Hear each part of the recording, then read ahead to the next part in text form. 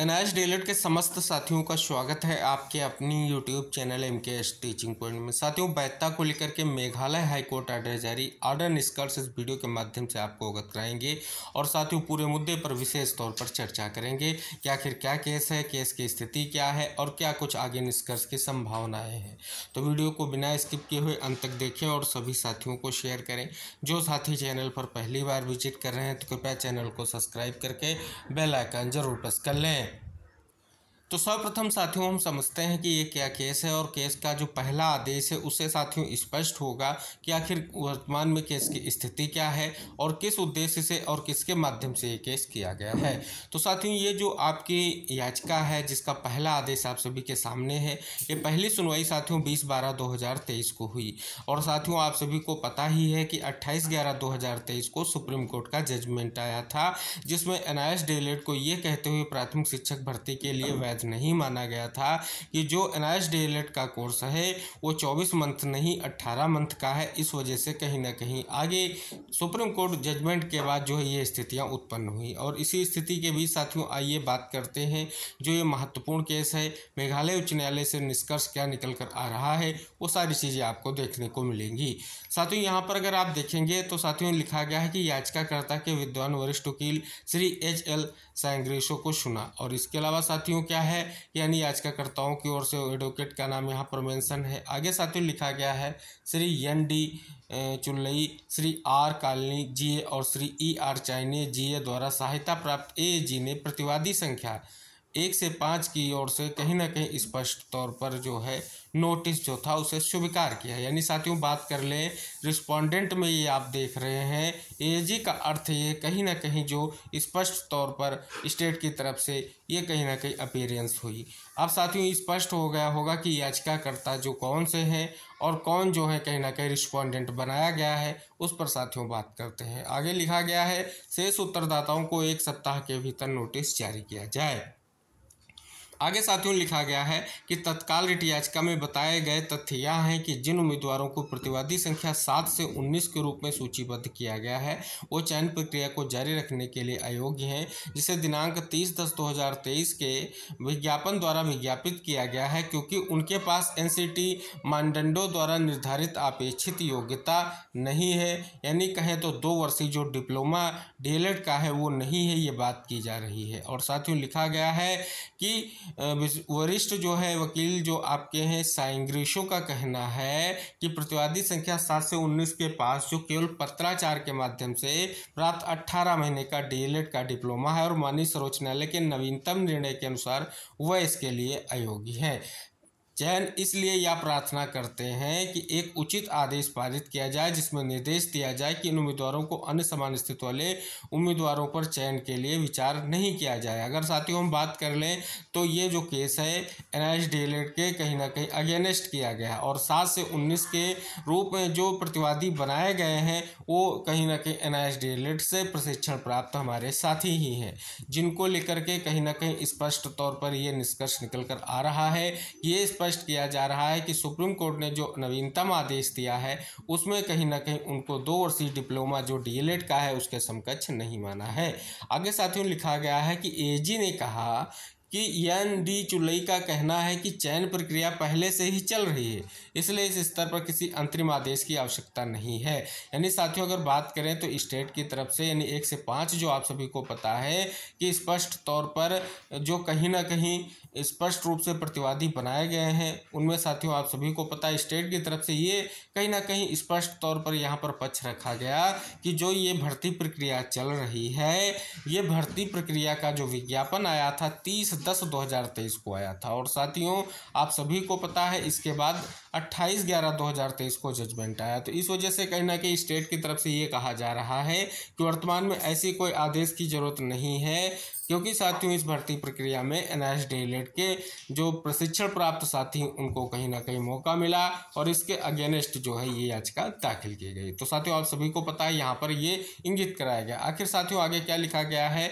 कि पक्षों के वकीलों को सुनने पर इस स्तर पर किसी अंतरिम आदेश की आवश्यकता नहीं है, ये बात कही गई। उत्तरदाताओं को अपना हलफ हलफनामा दाखिल करने के लिए 12 फरवरी 2024 को मैटर को सूचीबद्ध किया गया। अब साथियों आप सभी को पता है ये दिसंबर से केस स्टार्ट हुआ क्योंकि सुप्रीम कोर्ट ने अपना फैसला दिया। अब साथियों कंटिन्यू रूप से जो सुनवाइयां होती रहीं उन पर बात करें। इसके बाद साथियों जानते हैं कि 12 फरवरी की जब सुनवाई हुई तो क्या आदेश पारित किया गया।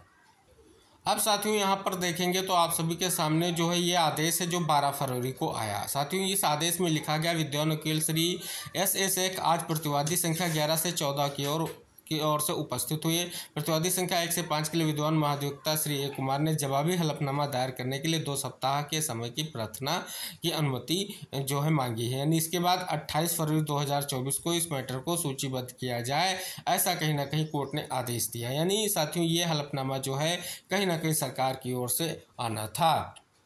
इसके बाद साथियों जब ये सुनवाई 28 फरवरी को सूचीबद्ध हुई तब साथियों यहाँ पर देखेंगे क्या आदेश पारित हुआ है। साथियों लिखा गया है कि एक महत्वपूर्ण जो लिखा गया है कि ऐसी जो संख्या 30/2024 में पारित 28/2/2024 के आदेश के मद्देनजर रजिस्ट्री को कारण शीर्षक में आवश्यक सुधार करने के लिए श्री ए कुमार विद्वान एजी सुश्री आर कोलनी की सहायता से उत्तरदाताओं संख्या 1 से 5 के लिए जीएसी का प्रस्तुत करते हैं कि यह रिट याचिका इस तथ्य को ध्यान में रखते हुए जो है निरर्थक प्रदान की गई कि साक्षात्कार या चयन पहले ही समाप्त हो चुका है। याचिकाकर्ता की विद्वान वकील सुश्री ई वानियांग की प्रार्थना की और उन्हें निर्देश प्राप्त करने के लिए 1 सप्ताह का समय दिया। तो साथियों देख सकते हैं स्पष्ट तौर पर कहीं ना कहीं 1 से 5 की ओर से जो चीज़ें प्रस्तुत की गई उसमें ये बात की गई कहीं ना कहीं जो है इस पर निरर्थकता जो है प्रदान की गई और लिखा गया कि साक्षात्कार व चयन पहले ही समाप्त हो चुका है। फिलहाल साथियों तब भी इस मैटर को आगे बढ़ाया गया कि याचिकाकर्ताओं की ओर से जो विद्वान वकील थे उन्होंने प्रार्थना की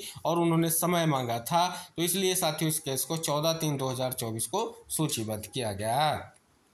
अब साथियों यहाँ पर देखेंगे 14/3/2024 का जो सुनवाई हुई उसका आदेश है। आदेश में साथियों लिखा गया है कि 28/2/2024 के आदेश के अनुसार श्री एच.एल. सैंग्रोसो विद्वान वरिष्ठ वकील सुश्री ई वानियांग की सहायता से याचिकाकर्ताओं के विद्वान वकील ने कहा कि निर्देश प्राप्त कर लिए गए और चयन परिणाम के अधीन होगा। रिट के बावजूद मामला अभी भी विचाराधीन है। श्री आर चीन प्रतिवादी संख्या 105 की ओर से विद्वान जी प्रार्थना करते हैं कि उन्हें श्री एस को रिकॉर्ड पर लाने के लिए एक हलफनामा दायर करने के लिए 2 सप्ताह का समय दिया जाता है। विद्वान वकील प्रतिवादी संख्या 12 की ओर से उपस्थित और प्रस्तुत करता है कि कोई हलफनामा नहीं आएगा और राज्य के उत्तरदाताओं के द्वारा दायर हलफनामे पर निर्भरता रहेगी। ये कहीं ना कहीं स्पष्ट किया गया। तो स्पष्ट हो रहा है कि मैटर जो है कहीं ना कहीं उलझता हुआ दिखाई दिया, जिसमें बीच बीच में कहीं ना कहीं सरकार का पूरा प्रोसेस इस ओर रहा कि जिस प्रकार से ये विज्ञापन आया और जिस प्रकार से सारी चीज़ें बताया जा रहा है कि स्पष्ट तौर पर ये कहीं ना कहीं चयन और जो भी चीज़ें थी वो पूर्ण हो चुकी हैं, लेकिन मामला अभी भी कहीं ना कहीं स्पष्ट तौर पर विचाराधीन है। इसके बाद साथियों इस मामले की सुनवाई की डेट जो डिक्लेयर की गई वो 8 अप्रैल 2024 डिक्लेयर की गई। अब साथियों यहाँ पर देखेंगे तो 8 अप्रैल को जब सुनवाई हुई तो साथियों क्या आदेश पारित हुआ कि श्री एच.एल. सैंग्रोसो विद्वान वरिष्ठ वकील सुश्री पी विश्वकर्मा की सहायता से याचिकाकर्ताओं की ओर से उपस्थित विद्वान वकील प्रार्थना करते हैं और उन्हें प्रतिवादी संख्या 15 से 19 पर नए कदम उठाने की अनुमति दी जाती है। जैसा कि विद्वान एजी ने प्रार्थना की, हलफनामा दाखिल करने के लिए अतिरिक्त 2 सप्ताह का समय दिया जाए। तो साथियों इस वजह से इस केस को 30 अप्रैल 2024 को जो है सूचीबद्ध करें, ऐसा आदेश दिया गया। अब साथियों बात कर लेते हैं 30 अप्रैल को जब सुनवाई हुई तो क्या आदेश पारित हुआ। यहाँ पर साथियों लिखा गया है, याचिकाकर्ता के विद्वान वकील श्री एच.एल. सैंग्रोसो सुश्री ई वानियांग की सहायता से वरिष्ठ वकील ने कहा कि उत्तरदाताओं की संख्या 15 से 19 पर कदम उठाए गए हैं। हालांकि कार्यालय नोट इंगित करता है कि उक्त उत्तरदाताओं पर सेवा पूरी नहीं हुई है। श्री एल.एन. प्रतिवादी क्रमांक 12 के विद्वान वकील रंग का कहना है कि उक्त प्रतिवादी की ओर से कोई हलफनामा नहीं दिया जाएगा। सुश्री आर कोलनी उत्तरदाताओं की संख्या 1 से 5 की ओर जीए कहती कि उनका कहना है कि हलफनामा 1 सप्ताह के दौरान दायर किया जाएगा। यानी कहीं ना कहीं स्पष्ट तौर पर ये आप सभी के सामने चीज़ें आ रही हैं। यह नोट किया गया कि पार्टियों ने उत्तरदाताओं की श्रृंखला में प्रतिवादी संख्या 6 का पता विशिष्ट नहीं है। कार्यालय और उस व्यक्ति के बारे में जो रिट याचिका में उत्तर देने के लिए जिम्मेदार होगा। इस मामले में ध्यान में रखते हुए याचिकाकर्ता के विद्वान वरिष्ठ वकील श्री एच.एल. सैंग्रोसो ने प्रार्थना की और उन्हें प्रतिवादी संख्या 6 के सही पते और निर्दिष्ट कार्यालय के साथ आवेदन करने के लिए 2 सप्ताह का समय दिया गया। अब साथियों इसके बाद इस केस की सुनवाई की जो डेट डिक्लेयर की गई 14/5/2024 की डिक्लेयर की गई। और साथियों आप सभी को पता है प्रतिवादी संख्या 6 के सही पते को लेकर के कहीं ना कहीं यहाँ पर एक महत्वपूर्ण जो है स्थिति स्पष्ट हो रही है। अब साथियों उसके बाद बात करें तो जो आपकी पिछली जो सुनवाई हुई है, ये सुनवाई 21/5/2024 को साथियों हुई है। 21/5/2024 को जो आदेश आया है, आइए उस पर आप सभी का ध्यान आकृष्ट करते हैं। जैसा कि आप सभी को पता है, आज याचिकाकर्ता के विद्वान वकील श्री H.L. सांक्रेतिस सुश्री E. वानियांग की सहायता से वरिष्ठ वकील ने प्रतिवादी संख्या 6 का सही पता प्रस्तुत किया। जैसा कि पिछले में स्पष्ट हो रहा था कि जो प्रतिवादी संख्या 6 है उनका सही पता वगैरह प्रस्तुत नहीं था, ये बात की गई। और साथियों आगे लिखा गया, उक्त प्रतिवादी संख्या 6 पर 2 दिन के अंदर कदम उठाया जाए। इस मामले को 12 जून 2024 को सूचीबद्ध करें। यानी साथियों इसकी नेक्स्ट डेट जो है 12 जून 2024 को कहीं ना कहीं लगी हुई है। आगे लिखा गया, आगे यह प्रस्तुत किया गया है कि चूंकि उत्तरदाता संख्या 7, 8, 11, 14 और 15 अभिवाद में नहीं है। देख सकते हैं कहीं ना कहीं एक स्थिति क्लियर हो रही है कि 7, 8, 11, 14 और 15 अभिवाद में नहीं, इसलिए उनके नाम पार्टियों की सूची से काटे जा सकते हैं। ये भी साथियों स्पष्ट हो रहा है क्योंकि 7 से 19 तक कहीं ना कहीं आपने देखा था कि वो प्रतिवादी बनाए गए थे जो 18 महीने का DLED का प्रशिक्षण प्राप्त थे। तो ये बड़ी स्थिति स्पष्ट हो रही है। और साथ ही लिखा गया, रजिस्ट्री को उपयुक्त पक्षों को हटाने और प्रतिवादी संख्या 6 का सही पता डालने के लिए आवश्यक सुधार करने होंगे। तो ये स्पष्ट हो रहा है। हालांकि साथियों ये लास्ट ऑर्डर है, अभी भी केस पेंडिंग है। अब साथियों सुनवाई जो लगी हुई है, यहाँ पर स्पष्ट हो रहा है कि 12 जून 2024 को यह सुनवाई कोर्ट में होनी है। तो इस प्रकार से साथियों पूरा मैटर आप सभी को समझ में आ गया होगा। ये केस जो है NIS DLED के साथियों के अगेंस्ट है। और ये जो विज्ञापन आप सभी को पता है 30/10/2023 को आया था, जो जजमेंट से पहले आया था।